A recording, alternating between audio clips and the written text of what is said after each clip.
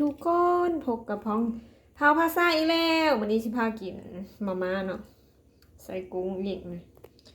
เอามาแบบซี่แล้วก็มาจิ้มกินกับอันนี้คือสิเลิศมากนะจ๊ะทุกคนเดี๋ยวยั่วอ่างก่อนหน่อยนึงมาเห็นอยู่ว่ากองข่อยอันนี้อ่ะสบายดีอุ้ยหน้าตาเบิ่งบ่ได้เลยผมก็ส่องเขาภาษาเด้อหนาวเนาะสิเจ้าต้องขี่ร้ายแท้โอ้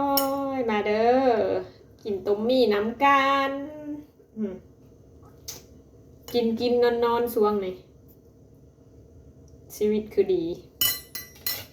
แล้วก็กินมีน้ำจิ้มอันนี้น้ำจิ้มซุกี้เด้อลงมือกันเลยบอกว่าลายย้ายหางไปกินเลยหิวแล้ว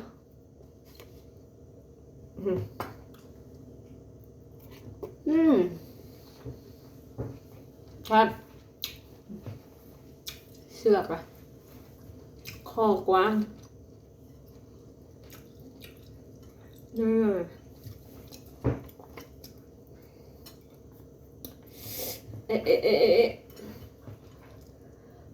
หอน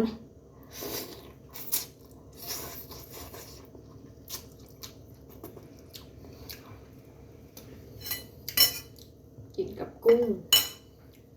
งหวานคักเลยอยากกินหมูกระทะเลยเนาะพี่เจ้าอยากเพิ่มความอ้วน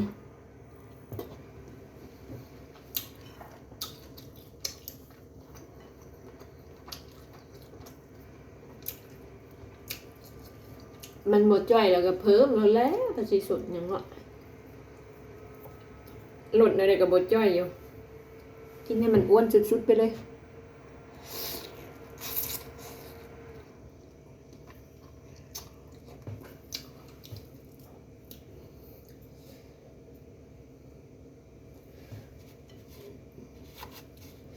กุ้งจิ้มน้ำจิ้ม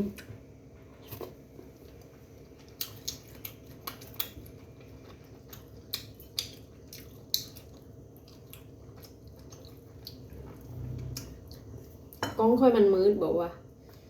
จะเขาใส่ไลฟ์สดจะเขาเอากล้องอย่างมันแจ้ง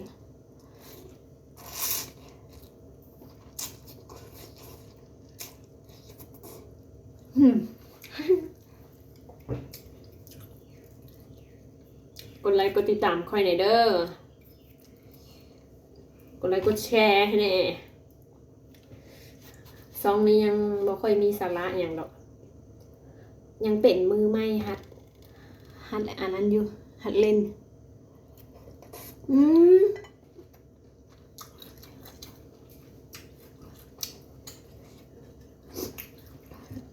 ตอนนี้ฮะกำลังพยายาม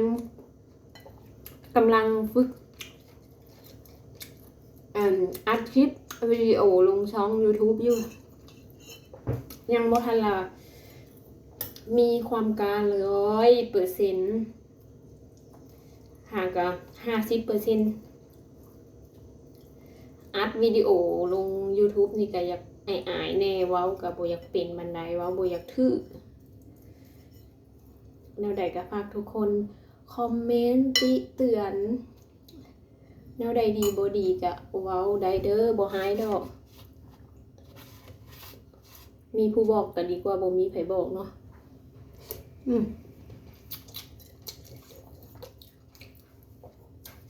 อันนี้กระดูกมือ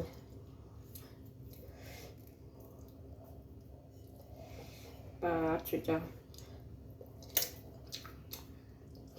กุ้งเป็นซิปค่อยกินหมด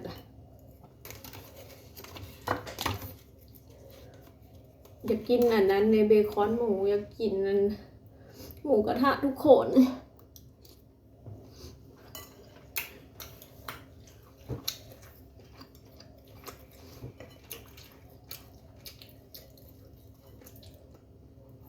อยากกิน MK คนสิอ้วนคิดหาแต่แนวกิน อ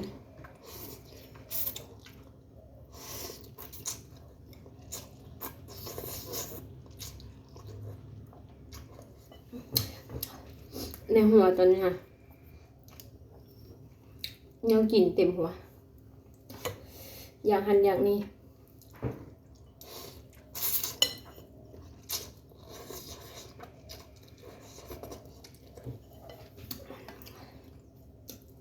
ผลึกอย่าให้เขาถึกเล็กเด้อมันนี่เล็กไทยเอา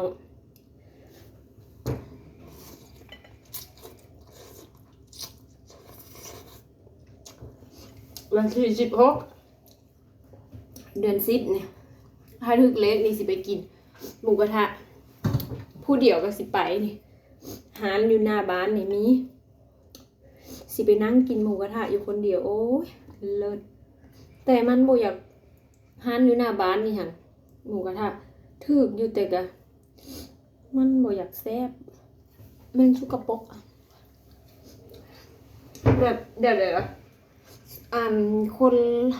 หัวละ150 บาทนึงแต่ละน้ำจิ้มกับโบเซฟโบผ่านจักแล้วจะคนมากบอกผู้กับเจ้ามากเขาก็ว่าเซฟ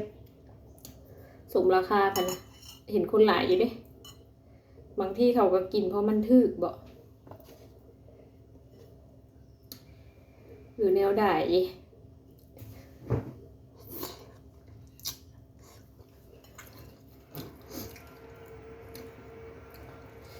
ไปสิไปหากิน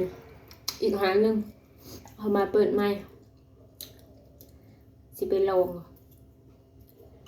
อาหารญี่ปุ่นก็อยากกิน MK ก็อยากกินอย่างผัดหิวมาแต่สิได้สำหรับคลิปนี้ก็ที่ขอจบคลิปไว้เพียงเท่านี้เนาะทุกคนบ๊ายบายสบายดี